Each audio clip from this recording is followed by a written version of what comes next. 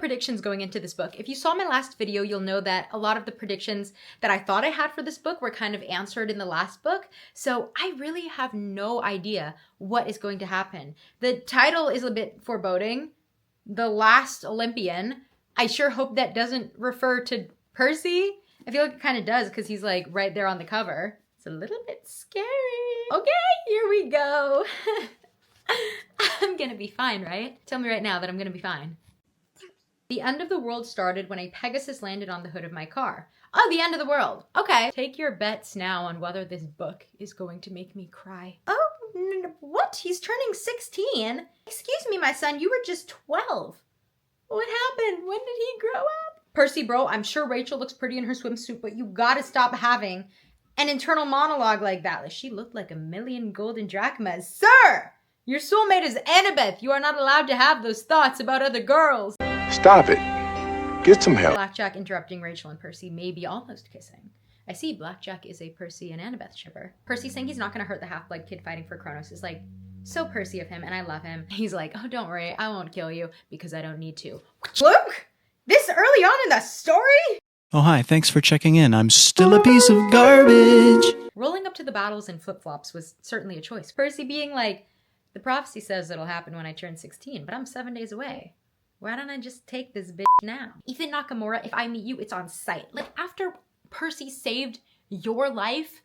Also, it's been 5 books and I'm still not over Percy's internal monologue. Like, I knew him, of course. Ethan Nakamura, the son of Nemesis. I'd saved his life in the labyrinth last summer, and in return, the little punk had helped Kronos come back to life. I really want to know who the spy at camp is. Is it going to be someone very significant that is going to crush my soul? Or is it going to be like, oh, the spy, it's just Fred. What, you don't remember Fred? Mentioned in one sentence in book 1? He's from cabin 42. It's way out in the woods. Wait, what?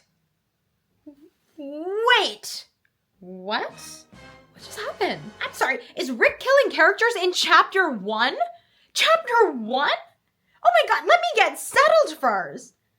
That is not even just a death. It's like brutal. He blew himself and everyone up. Chapter 1? He's okay, right? He's okay. No, he's not okay. Oh. Learned my lesson in thinking that characters are going to come back to life because Sally Jackson really set my expectations. I'm like, oh, she died, but then she came back. So like everyone's going to get a pass, right? And then Bianca happened and it crushed my soul. So R.I.P. Beckendorf, I'm going to go ahead and accept that you're dead because I don't want to be crushed emotionally twice. Okay? Thinking you're going to come back and then you don't. Tyson! I want to visit Poseidon's underwater palace so bad. Like, forget Camp Half-Blood. If I could live in one place in this fictional universe, it would be the cool underwater palace with mermaids, okay? Oh, no. Don't lie, you would too. Sorry, I'm still, like, not bros with Poseidon. Like, we are not besties. Percy talking about how he's only seen his dad 4 or 5 times and how, like, oh, you know, Greek gods don't exactly show up to their kids' baseball games. It's like, don't have kids if you're not going to be there for them. Poseidon, when I see you again, it's on sight. Shout out to Sally Jackson for once again being the only good parent in this entire story. Percy is so wild. He's like, Dad, what happened to you? Why do you look so old? He's fighting a war, Percy. He's gonna get some gray hairs, okay? Calm down. You don't have to call him out like that. Tyson being like, Percy, no. Wait, Poseidon has a wife? Bombastic side eye. I mean, like, I know Greek gods, like, I know the whole thing, but, like, the disrespect to Sally Jackson, Poseidon, it's on sight. But the reality TV drama that's currently happening right now, like, Poseidon's like, hello, my son of another woman. This is my wife. And here's another son I had with another woman. And oh, Tyson, my son of yet another woman. And one more son of another woman. And I'm gonna side with Kronos, Poseidon, if you keep this behavior up. You know what I didn't think about that they're just talking about now is the fact that when they blew up the ship, they blew up those demigod kids that were fighting for Kronos. That's dark. I've said this before, but I feel like the darkness in this book is always jarring because even though the books have grown darker in tone as we've gone through 1 to 5, Percy's inner voice it's still the same Percy. He's still very flippant and, funny in tone. And then when we're talking about killing kids as collateral damage, it's like, huh? Wait, we did what? All right, I'm gonna predict who the spy is. I think Chiron being the spy would still be an insane twist, but I don't think that's going to happen because I think that would be antithetical to the point the story's making about like breaking cycles. And I think Chiron choosing to fight against Kronos' father is a very central idea to that. I don't know. I think it would be way too like out of left field for it to be someone like Rachel, who's kind of like a secondary main character, or Thalia, you know, one of those. I feel like it's got to just be someone like, I don't know, someone like Juniper or something, who's kind of a side character but still present enough and like has enough of a relationship with the main trio that it would be emotionally devastating. So I don't know why I call out Juniper specifically. Like, sorry, Juniper, if it's not you, but I feel like that's. But I don't know what her motivation would be. Kronos was like, I'll spare all the trees if you join me. I don't know. All right, forget it. I'm clearly not good at making predictions. All right, moving on. Anyway, Annabeth wiped a tear from her cheek. I'm glad you're not dead, seaweed brain. That is basically I love you coming from Annabeth. Also, poor Selena. But Clarice being a girl's girl for her in her mourning is just chef's kiss. We're gonna hear the prophecy? Are we really gonna hear the prophecy? Is that...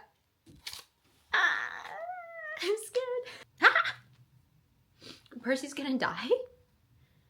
Percy's gonna die. No, he's not. No, he's not. No, he's not. Don't do... No, he's not. No, he's not. Wait. Okay, sorry. I don't know if this was said in previous book. I have a really bad memory. But did Annabeth know the whole time, like, the prophecy that Percy was going to die? Because that kind of changes the whole way I view the relationship. Because I can really understand Annabeth kind of, like, pushing Percy away. Because she knows in the back of her mind, like, I can't get too close to him because he might die. That is so tragic. That is so... Oh my god. This is all really sad, but I'm sorry, Percy's reaction is so funny to me. Why is he so chill about it? I don't know why I'm asking why. He's Percy, that's why he's so chill about it. I don't need time. If I die, I die. I can't worry about that, right? I mean, he's so real for that. He quite literally says, let's move on. Percy, it is prophesied that you're going to die. Okay, can we move on? I'm dead. We should give Percy some time to think. I mean, like, I die. Like, whatever, bro. It's not that deep. Rachel's back. Rachel, my girl. Oh, Percy's dreaming about Rachel. Stop it.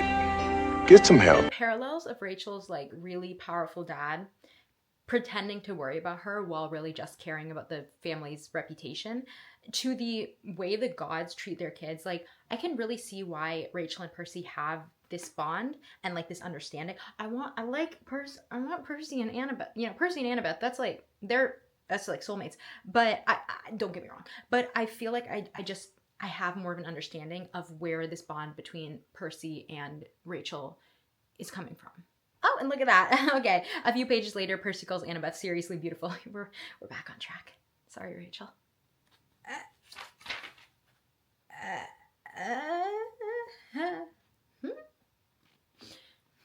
Okay, I'm gonna be honest. I wasn't even thinking about the DNA thing. Like, nowhere in my mind was I like, oh, are Percy and Annabeth cousins? Like, I wasn't thinking about that. But now I am. It didn't even occur to me that the gods are related, so the kids would technically be related. I like that Rick had to shove that little paragraph randomly in before the series ended. Like, it's okay. There, no DNA, guys. No DNA. It's okay. This is not in... Percy, my brother, take a hint. Annabeth is very clearly like, you know, Selena and Beckendorf, it really makes you think about what's important. And Percy's like, how's your dad? Percy, you dumb...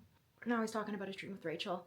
Percy, that is something you keep to yourself, or you put in a journal, or you tell anybody but Annabeth. Yes, you're a coward, Percy Jackson. Oh shit. We got a kiss in the last book, so now Rick's like, no, we gotta pull that back. We can't give the people everything they want. We gotta take that back a little bit. Actually, that is a super interesting and accurate read of Percy that Annabeth just destroyed him with, because Percy's like very brave when it comes to battles and like fighting and that sort of thing. But when it comes to subjects he like emotionally doesn't want to talk or think about, he always does change the subject or run away. And I never sort of like noticed that about him, but Annabeth did. He was only 12, but he looked much older and sadder. Oh, Nico, my child, my small son. Oh, baby. Okay, now I kind of feel bad about saying Juniper was the spy. I don't even know why I said that. I was just naming random characters. But she's just sad about Grover. Like, girl, me too. Why am I this many pages into the book and I have not seen Grover? Why? Where is he? And why is the Seder Council still the actual worst? So it says Beckendorf made it to Elysium and he also doesn't blame Percy. Man, what a guy. Poor Selena. Like, it's sad if your boyfriend dies. But imagine if your boyfriend is like a guy like him. I would never get over that. Ever. Oh, it's okay. It says he's waiting for someone, so that must, I assume, is Selena. That's really sweet. Find me a guy like Beckendorf. Wait. We're gonna back this up. They want to do what to Percy? They want to do, they want to do to Percy what was done to Luke. I don't like this plan, like, at all. Oh yeah, time for the Luke lore. She looked like someone, this is Percy talking about Luke's mom, by the way. Talking about Luke's mama like this. She looked like someone who enjoyed sticking her fingers in electrical sockets. What would you say that, Percy? That is the most why, Percy? 3rd grade, that's too young to run away. He said he'd be back for lunch and I waited. He likes peanut butter sandwiches and cookies and Kool-Aid. He'll be back for lunch very soon. Oh my God. Percy, you better take back your comments about this poor one looking like she stuck her fingers in the electrical socket. I was expecting maybe Luke's mom would be like a bad person or something that would give Luke this like anger, but like she's, I don't know, she's just it's so sad. It's so like tragic and she seems like she really, really cares about Luke and I was like, what happened? Like, what went wrong here? Okay, so we just got so much Luke and his mom backstory, and it's got me feeling sorry for Luke again. No, I take that back. No, I'm not gonna be taken in again. I'm gonna resist. You remember one time I liked you? No. Good, cause never happened. Oh. Aha. I don't know what happened, but I feel like Hermes probably did something bad, and that's why Luke has all this beef with him, and that's why he's going with Kronos. I don't know. I hope they like tell us more because that was so sad though. Oh my gosh. Somebody help Luke's mom, please. Oh. No one will ever write epic poems about the deeds of Hestia. Most demigods don't even stop to talk to me, but that is no matter. I keep the peace. I yield when necessary. Can you do this? This is such an interesting conversation, and I think also a really important one. I think a lot of these stories going to war and fighting, that's sort of always posed as like the right and brave choice. But it's really, it's really different and good to see a story where there's this idea that yielding and not fighting is also a brave and good choice. I am here because when all else fails, when all the other mighty gods have gone off to war, I am all that's left. Home, hearth. I am the last Olympian. You must remember me when you face your final decision. Okay, we got I love it when they put the title in the dialogue. That's always so fun. I thought the last Olympian was gonna refer to Percy, or I don't know, even maybe like Luke or someone, and having it actually refer to this representation of home is really powerful. And I'm wondering if that's a theme that's going to be important to how the story ends. Are we going to see Percy choosing to yield instead of fight? Are we going to see this idea of home and family come into play in the ending there? Because I feel like it's been a really important theme throughout the series is home and family, and I gotta keep reading because I'm really like excited to see how this is all coming to a close. Sally Jackson, my mother is back. You're a demigod? That's so cool, bro. The world is going to end. Okay, slightly less cool. Paul is truly, though, the perfect stepfather for Percy because he just rolls with it. He just, like, Percy hearing he's gonna die and being like, Paul hears, like, the world's gonna end. He's like, But can we please stop putting Sally Jackson in a position where she has to worry about losing her son? Okay? Let her have peace for 5 minutes, I'm begging. She asked Percy to send her a blue sign. Percy, you better not let down that woman. Grover's back! 2 seconds later. No, Grover was only back for like 2 seconds. Come back, Grover! Come back. As much as I do miss Percy and Grover kind of running around on an adventure, I do like this little team up between Percy and NICO though. Like I like their energy together. Hang on. What? NICO! He did not. NICO, I was rooting for you. We were all rooting for you. How dare NICO just said that Hades wants to talk to Percy in exchange for giving NICO information about his family. I mean, is it bad he lied to Percy? Yes, but this isn't like a Luke level of traitor. Like, he just wants to know about his family. It's not a nice thing to do, but like, I can handle it. It hurts a little, but I'll recover, I think. Okay, but we are gonna get answers to Nico's backstory. Yeah, I'd sell Percy to find out that too. I'm gonna be real. I'm so curious. Mrs. Dodds was the lawyer that came for Nico and Bianca. Okay, plot twist. I mean, Hades putting Nico and Bianca in the casino to protect them. A surprisingly decent move. I mean, it's like a basic level of decency. Like, you should probably want to protect your children as a parent. Not probably. You should want to protect your children as a parent. But like, by God standards. I'm scared, Dad. Do you trust me, son? Yes. Come on, son. Rule number 1, never trust anybody. Okay. Nico came back to rescue Percy. See, I knew I was preemptive in my feelings of betrayal. No, he's a good egg. A good little child of the god of death. With great power comes great need to take a nap. Yes, I remember that Spider-Man quote well. I want that tattooed on my body. That is so good. I think this is a very bad idea. Don't do it, Percy. No, he's doing it anyway. Percy! No! Don't, Percy! And he's in the river. Okay. This is so scary and dramatic, and then there's Grover yelling about enchiladas in Percy's brain. Me too, I'm dying to still be thinking about enchiladas.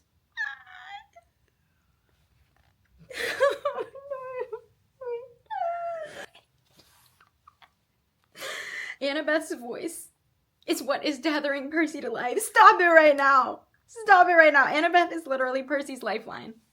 I'm straight up gonna cry. I'm not okay. I'm not okay. I'm not okay. Oh my. Yeah. Hestia is showing Percy a flashback to when Luke and Thalia found Annabeth. Annabeth being 7 years old and on the street in her pajamas.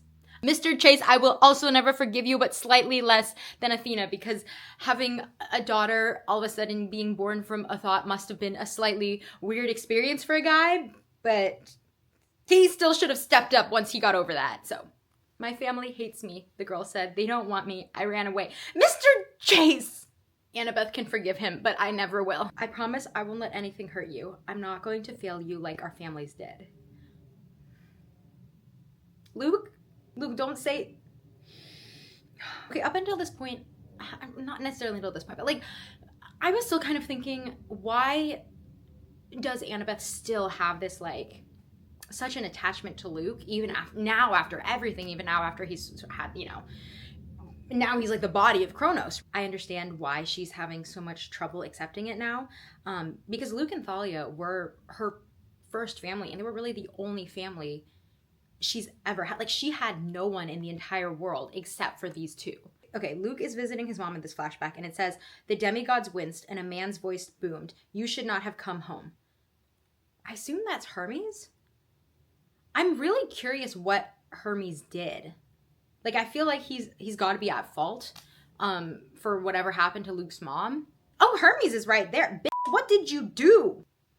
Hermes telling Annabeth she should have saved Luke. Oh, no. I know I keep saying I'm going to fight fictional characters, but I'm going to fight Hermes. Okay, you know what? I don't need to fight him because Percy's there. Percy's going to fight him. Get him, Percy. Okay, Hermes is actually sad about Luke's mom. Hang on, Percy. Not yet. Oh. It just got real. Okay, I'm sorry. I don't mean to always compare things to Harry Potter, but I kind of wanted a moment like this. Like I just said, in Harry Potter, where the final battle wasn't just contained to and affecting the wizarding world, but I wanted something that also affected the Muggle world in a very widespread way. And there was little interaction here and there with the Muggle world, but for the most part, the final battle was very much contained to Hogwarts. So it's really cool to see, you know, everyone in New York be asleep, like mortals and demigods. And it's just, it feels like this war is just so much larger in scale than anything in the previous Percy Jackson books. I really want to keep reading, but I have to eat dinner. The battle is starting. Manhattan is asleep. No help is coming. Nobody die this time, okay? No one's gonna die. No one's gonna die. Thalia is back. Yes. I love her. I missed her. I looked at the campers, all of them grim and determined. I tried not to feel like this was the last time I'd ever see them all together. No, it's not going to be the last time. Everyone will be 100% fine. If I think it hard enough, it will happen. Also, I'm really concerned that I have this much of the book left and the battle is just starting. Like, what's going to happen? How much could happen? What? Annabeth smiled. Turns out most of the statues in the city are automatons.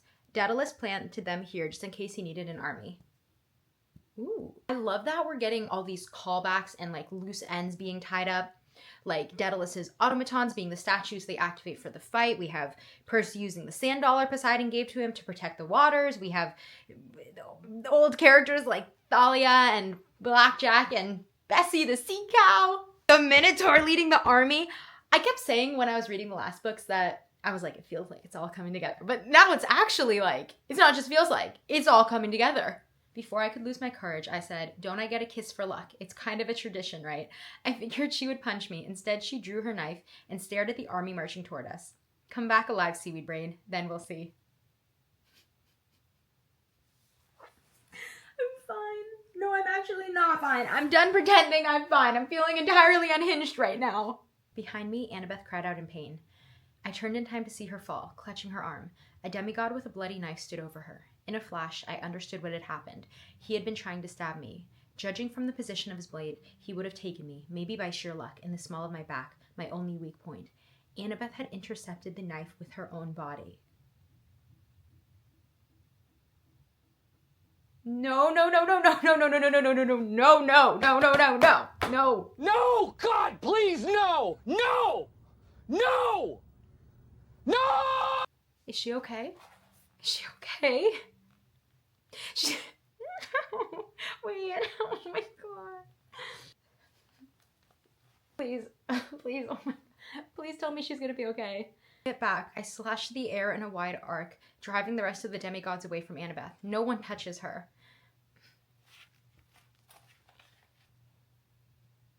Did Michael Yu die? Like, is that confirmed? Nobody was supposed to die. I made very specific and clear instructions. I'm not emotionally stable enough for people to die. Okay, it sounds like she's gonna be okay. Okay, that was, okay. I need like, oh my god, I would never have recovered. I would never have recovered. There's still a lot of pages left though, so who knows what's gonna happen. Selena taking the blame. I love that. Not that I love that, but I love that everyone is so three-dimensional. Like on first glance, you would think that the Aphrodite kids are just kind of like vapid and they don't like care about this stuff.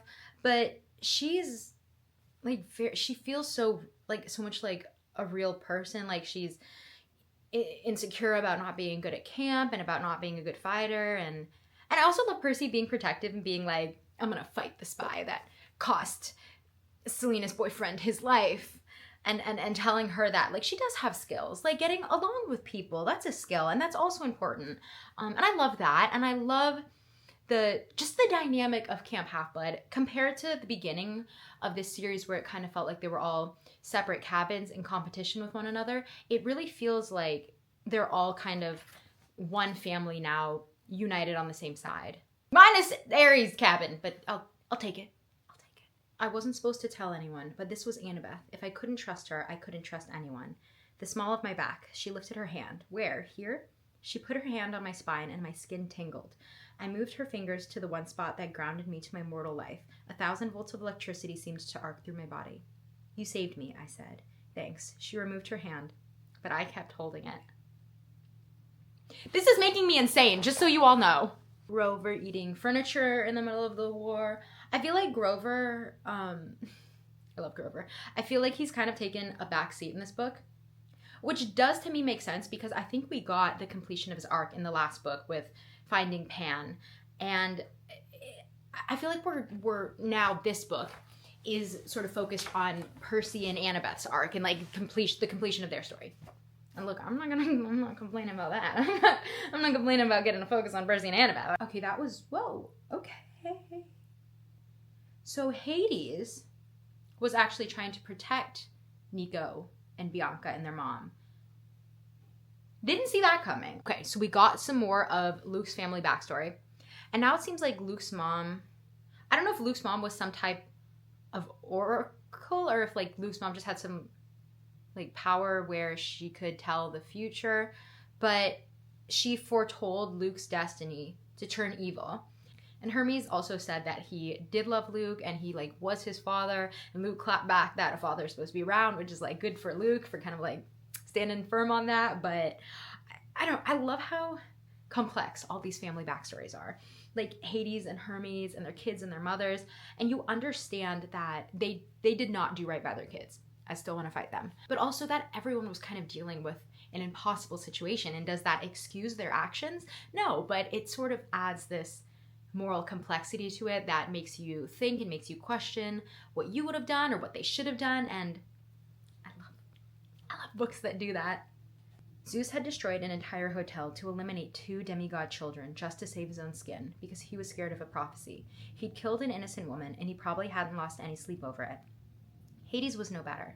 He wasn't powerful enough to take his revenge on Zeus, so he cursed the oracle, dooming a young girl to a horrible fate. I've said it before, but this story to me is very unique compared to other fantasies because you really get a sense of understanding for the evil side. It's also different than just giving the villains a complex backstory. Like I would say in Harry Potter, you kind of get a sense of Voldemort growing up in the orphanage and having this resentment at his muggle dad.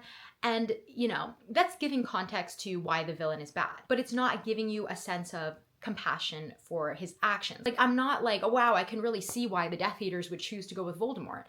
There's obviously a right choice and a wrong choice in that situation. But in Percy Jackson, you can really feel for these kids that chose to go with Kronos, and you also really understand what the good side of the gods did wrong to lead them down that direction. Because I think it's important to have stories where we teach kids to stand up to evil, but it's also important to have stories where we teach kids that sometimes things aren't explicitly good and evil or black and white, and what do you choose in that situation? And Percy having this understanding of why the demigods would go with Kronos, and having this understanding that the gods made terrible, terrible choices, and still choosing to fight on the side of the gods because he understands that it's going to be worse for the world at large if Kronos wins, and understanding that it's more than about him and what he feels about the gods. And it's interesting looking at the contrasting choice that Percy and Luke chose, because Luke chose to take his resentment and anger at the gods and put those personal feelings toward a choice that was going to be worse for the world, whereas Percy kind of chose to put his personal feelings aside and make the choice that he thought was better for the world. And it's a really complex choice, and that's not something that you would necessarily expect to see in a kid's book, but I really love the story for incorporating that.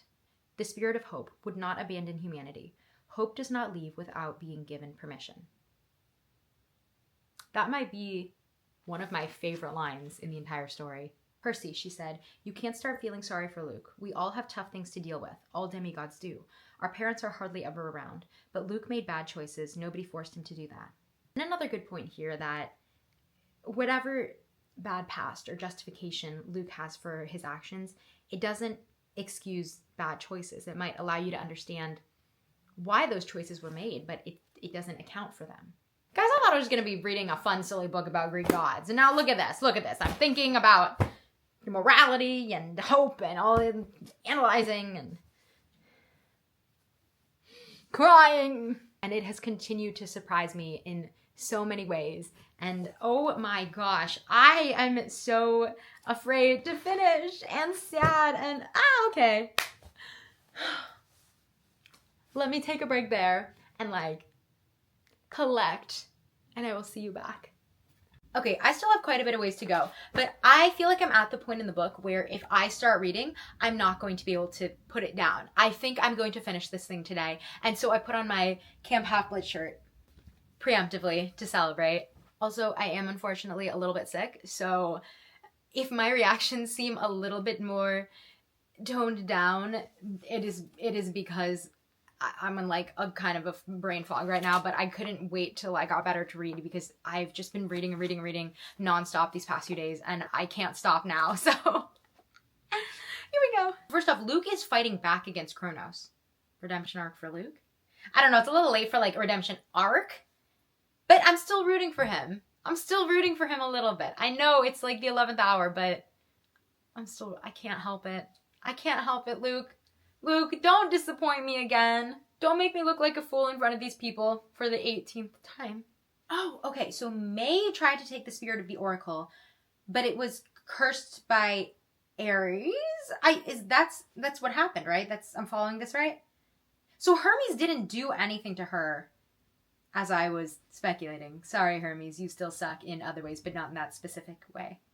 This battle is as insane as I pictured it would be. Percy literally created a hurricane. All the satyrs are using woodland magic, and shout out to the satyr council for finally not being useless, I guess, and joining the fight.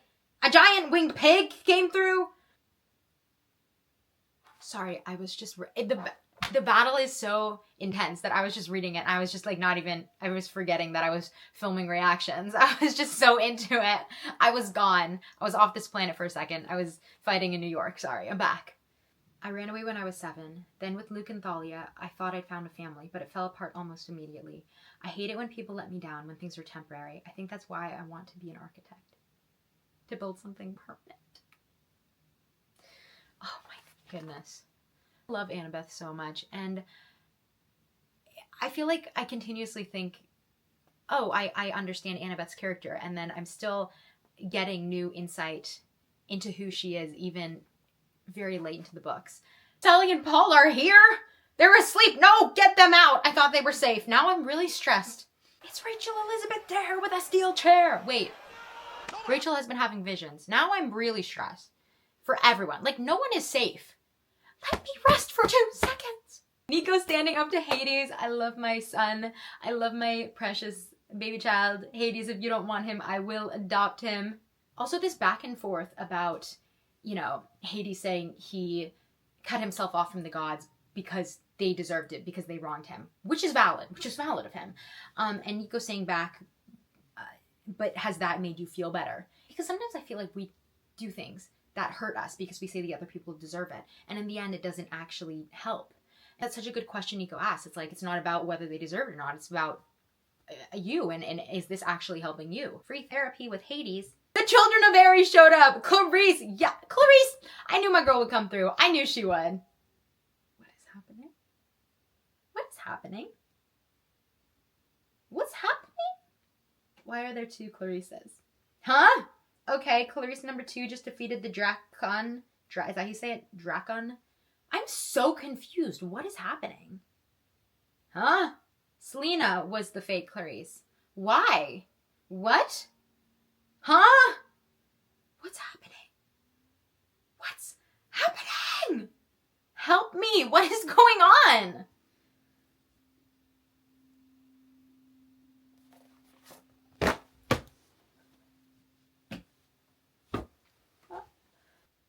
Selena was the spy.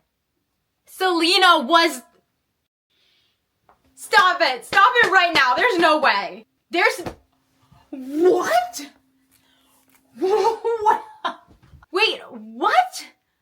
What? Why? What? Why? When? Oh, did she just die?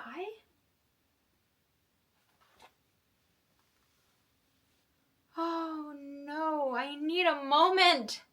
What just happened? Okay, I had my moment. I don't think I'm recovered, but let's unpack this a little bit. So Selena was the spy, and it's, from what I'm reading here, it sounds like, unlike Ethan or some of the other demigods, she wasn't doing it out of spite or anger. She was first duped by Luke because he's like hot, which, oh my god, totally valid, queen, like, understandable. Like, girl, I know.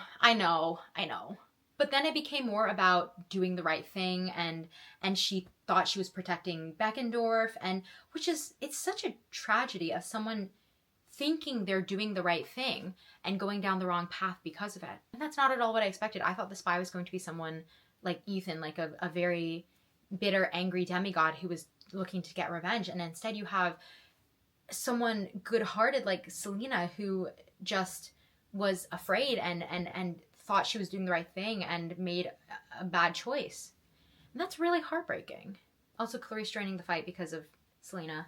The power of girl friendships. This is really sad. I'm still shocked Selena was the spy. It was such a good, I don't know what you call, not like a red herring. I don't know what you would call this, but like throwing us off the idea that it would be Selena because Beckendorf died. So she would be the last person you expected, because it's like her boyfriend was fighting against Kronos and she was so distraught by it. Now we know the reason she was like extra distraught by it. Again, heartbreaking, but continually shocked again and again and again and again and again and again and again by every single plot twist in this book. Have I predicted anything? I don't think I predicted anything right. Like, I don't think there was one man. But now I want to go back and read this book from the beginning, knowing that her grief was not just grief, but also guilt. And seeing her choose to sacrifice herself for the side of the gods in the end is just so well done. I'm here, Linnaeus. Grover was blinking back tears, despite all the horrible things Linnaeus said about him. Did we win? Yes, Grover lied. Thanks to you, Linnaeus. Told you, the old satyr mumbled. Grover's better than me, because I'd have been like, no, we're losing, and it's all your fault, because you dumb didn't believe me earlier. But also, shout out to Grover for continually being a good person and treating others with kindness, even if they don't do the same for him. I think we should all be like that. It's just really, really hard. Rachel took a shaky breath. Percy, when I came here, I thought I was coming for you, but I wasn't. You and me. She shook her head. Wait, now I'm a distraction? Is this because I'm not the hero or whatever?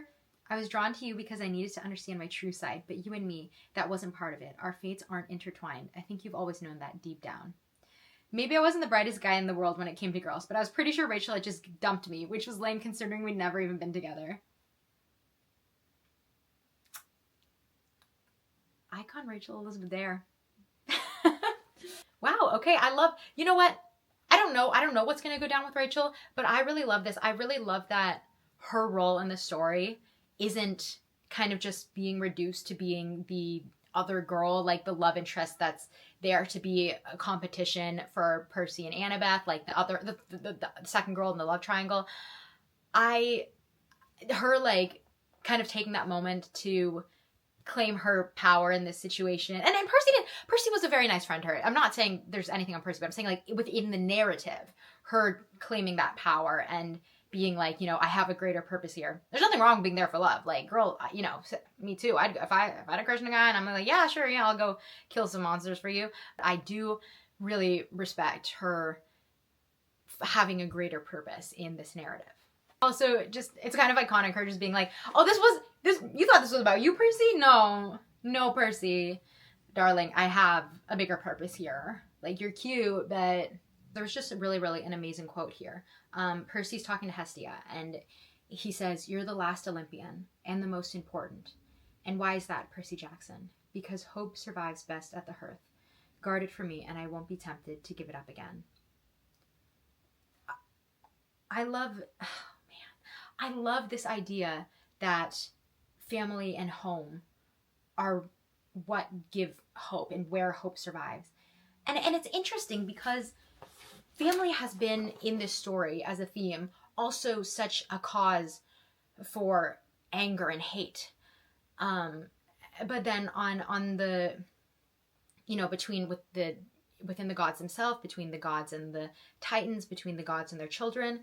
But Percy is kind of reaffirming this idea that, you know, real familial love, when you actually have people who genuinely care about you and who are there for you and who you create a home with, that is what gives us the strength to survive and to fight, and what gives us our hope. And that's a really powerful message. A blinding white light exploded between the Titan and the Centaur. Chiron flew into the side of the building with such force that the wall crumbled and collapsed on top of him. We ran toward our teacher, but there was no sign of him. He's not dead, right?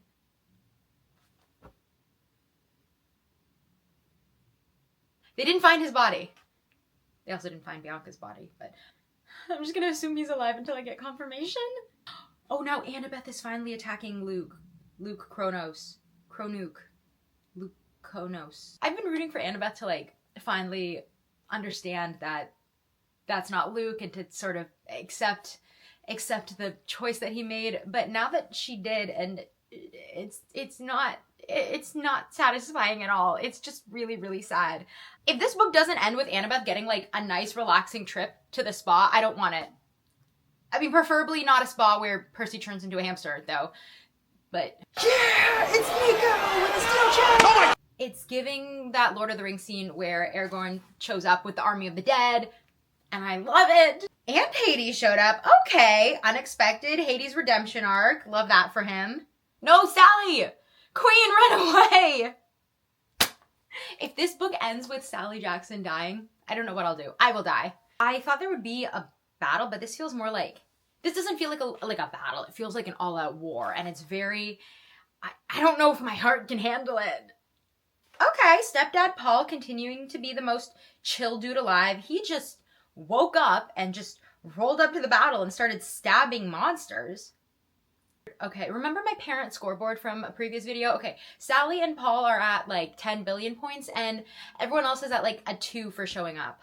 Oh my god, Sally Jackson's got a gun! It's over, everyone go home, Kronos go home, you're no match for Sally Jackson when she starts shooting. I'm sorry, I keep comparing, I know I keep making comparisons to Harry Potter, but in the Battle of Hogwarts, I thought it would be cool if you had, like, Muggles just roll up to the battle and they just start, like, shooting. Like, they just pull, like, all the wizards are there shooting their spells and the Muggles are just like, you know. Which obviously didn't happen, and that's okay, because I don't think it would have been really realistic. But, like, this book is now delivering what I wanted from that, because you have all the demigods, like, using their powers and fighting with magic, and then Sally Jackson just pulls a gun. So thank you, Sally, for fulfilling that wish of mine to see that in literature. Her hand started to slip until I was holding her only by her fingers. Then Grover and Thalia grabbed my legs, and I found extra strength. Annabeth was not going to fall. I pulled her up, and we lay trembling on the pavement. I didn't realize we had our arms around each other until she suddenly tensed. I didn't realize how we were just getting Percy and Annabeth crumbs in previous books until I was fed a whole meal in one of them. Rick said, "You guys are eating good tonight." Oh, they're just gonna walk up to Kronos. Okay, that seems a little dangerous, but that's fine. Also, little detail, but I love Percy and Annabeth fighting and Grover playing music. I think that this idea that you don't have to be a fighter to be of help, that someone who brings strength by giving joy and happiness and warmth to others is just as valuable, I think is an amazing concept. Redemption for Ethan Nakamura. Okay, you know what I also love is that everyone is given a chance to redemption in this story. No one is just written off as being entirely evil, except for Kronos. But, like, Kronos to me isn't really a character. He's more like a personification of the concept of evil. And all the other characters that are tempted by this evil, they're treated as people who made a bad choice out of fear or anger or injustice of the unfairness of the situation. And I think that's important, because if you can see a little bit of yourself in them or a little bit of themselves in you, it can help you next time you're on the verge of making a bad choice like they did out of anger or fear. Sorry, this battle between Percy and Kronos has just been so intense, I don't even have a reaction. Like, I don't have anything to say. My mind is just on a constant cycle of, oh no, what is happening, and help me. Poseidon, Tyson, where are you? I got you, homie. Side note, but the writing in this book, it feels different. It feels a little bit different than the writing in the previous books. In that, in the last books, it kind of felt like Percy was telling me a story from his perspective. And in this book, I feel like I'm experiencing the story from Percy's perspective. And that's something that I personally enjoy more in a story. Like, I kind of like feeling like I'm experiencing what the main character is experiencing. And that's not to say that that's better. That's just something that I like in a book better. So I'm really enjoying stylistically what this book is doing. Also, I feel like we're reaching the climax of the story, and I don't know if I'm ready.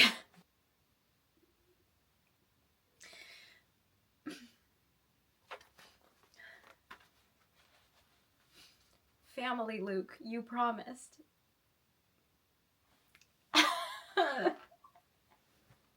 I'm never gonna recover from reading this book. Also, just Annabeth being the one to break through to Luke.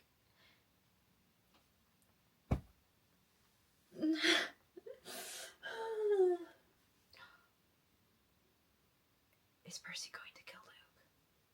I raised the knife to strike. Then I looked at Annabeth, at Grover cradling her in his arms, trying to shield her, and I finally understood what she'd been trying to tell me. You are not the hero, Rachel had said. It will affect what you do. The line from the great prophecy echoed in my head. A hero's soul cursed blade shall reap. My whole world turned upside down, and I gave the knife to Luke.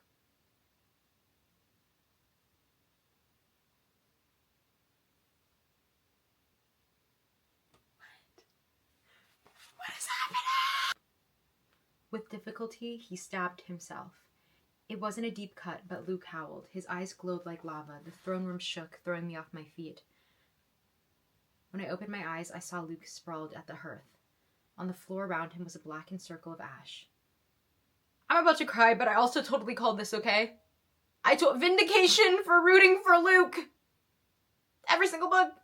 I don't know. I didn't really believe he was going to die, though. Like, I know I said I thought he might sacrifice himself, but I thought maybe he was going to sacrifice himself and then get to live. I don't know. I hoped.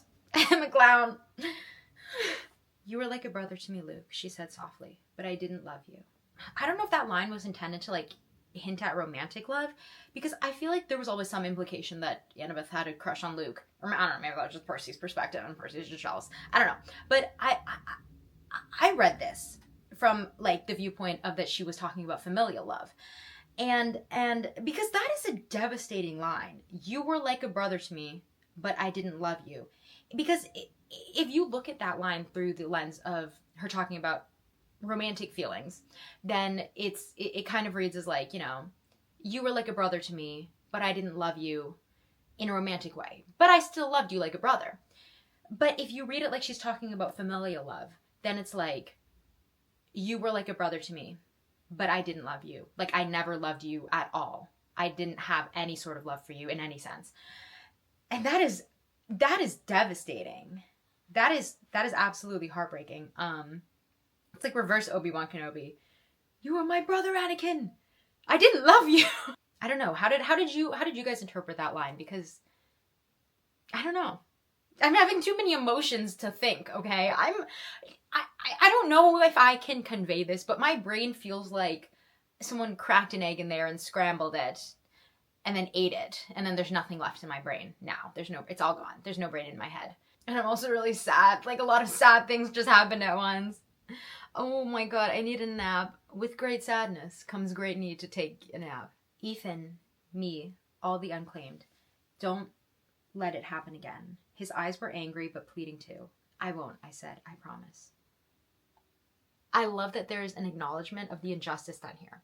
Because all of this could have been written off as like, oh, Luke was evil, Ethan was evil, so their movement was an evil one. And this kind of reminded me about how in the first season of The Legend of Korra, there really is an injustice that exists to non-benders. But because Amon is evil, their whole movement is written off, and that injustice is never addressed on the show. But here we're reminded that the choices of the gods created that anger and resentment, and that doesn't excuse any of the bad choices those who sided with Kronos made.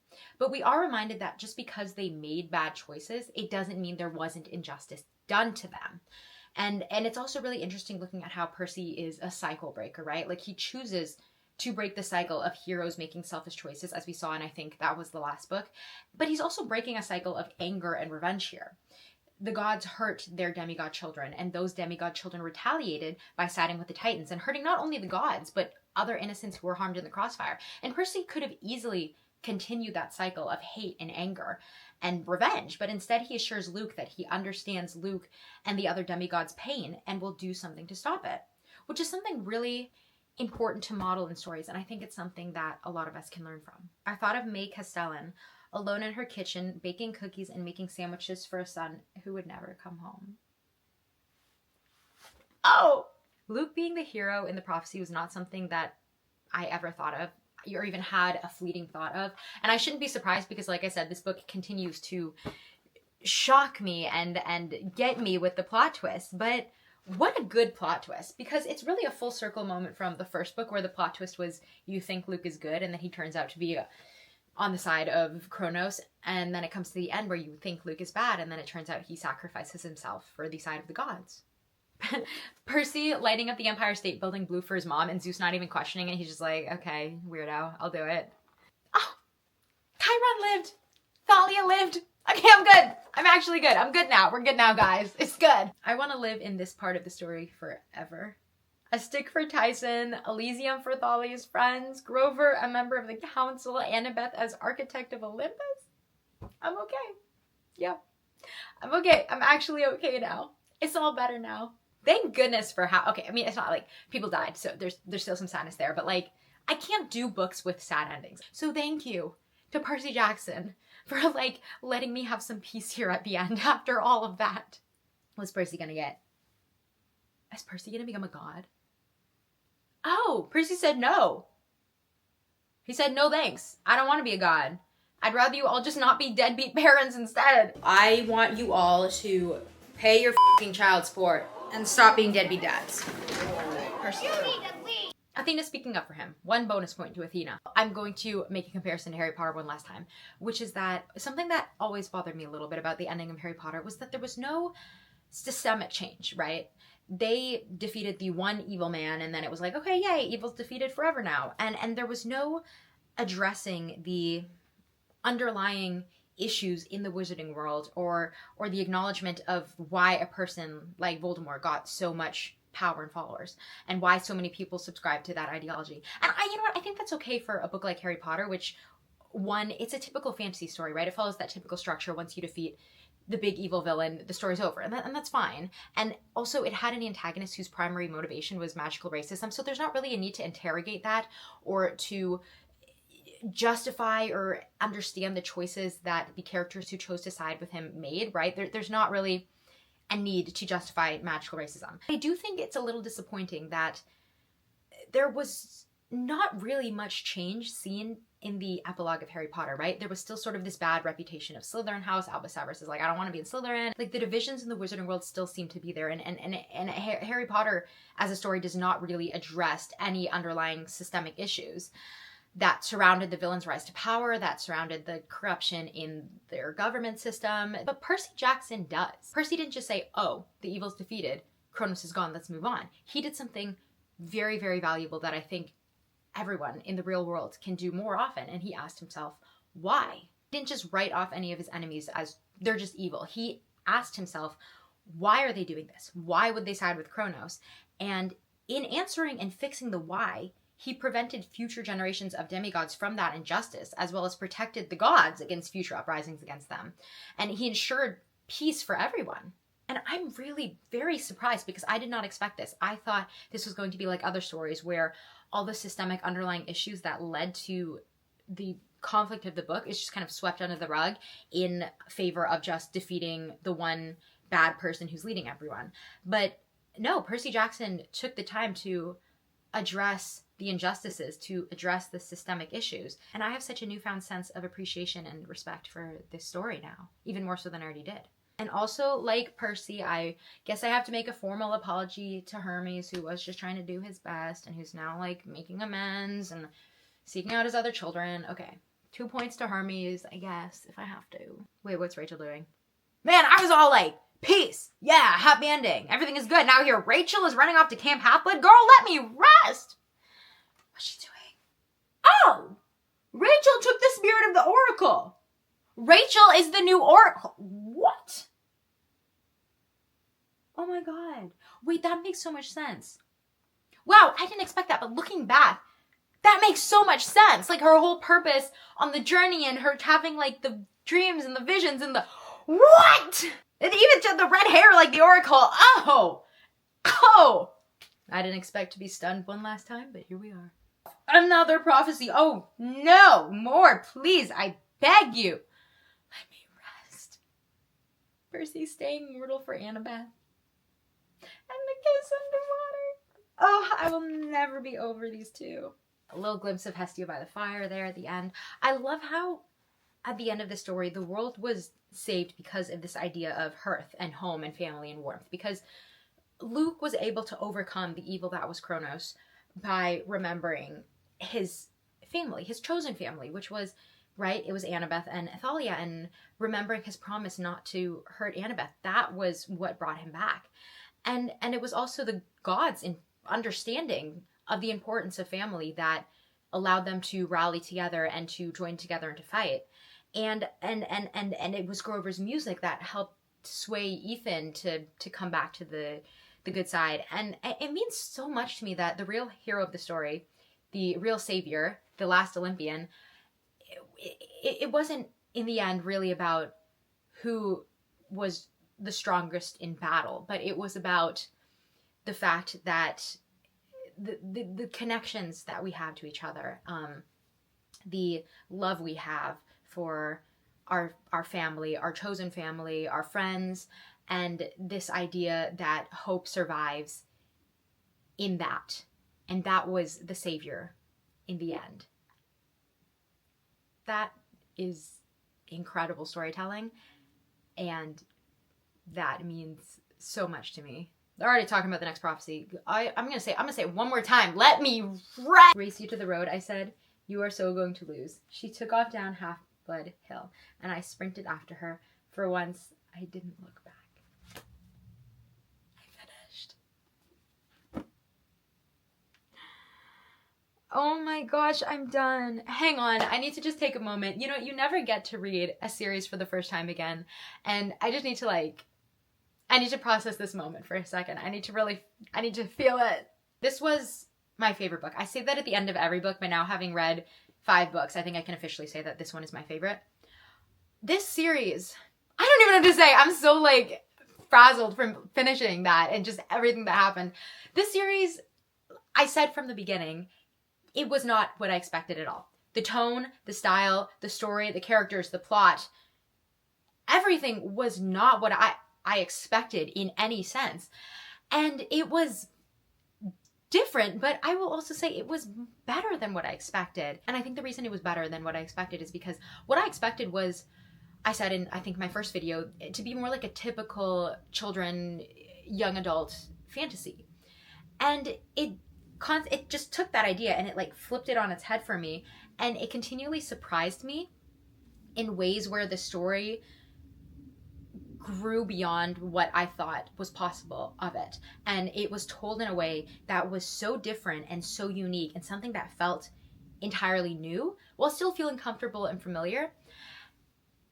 And I think in the end, what I love most about this story was that I feel like there was something really meaningful to be said and to be learned from it. And that is why I love stories. I love stories because I want to learn something about the world or about myself or to see the world in a different way. And Percy Jackson is one of the stories that did that for me, and I didn't expect it. The end of this book seems like it's leading within prophecy, it's leading into something new. So now I'm gonna have to do more research on the next books and see which one to read next. What I really want to say as I close out here is thank you so much for being here, and thank you so much for following along on these videos.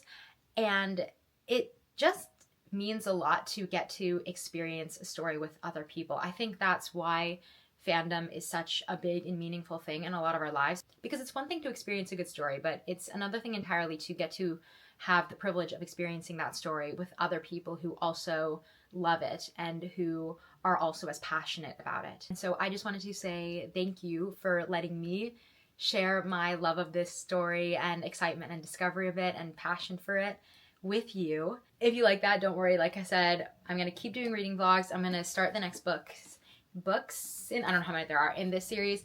And just, yeah, thank you so much for watching this whole damn series.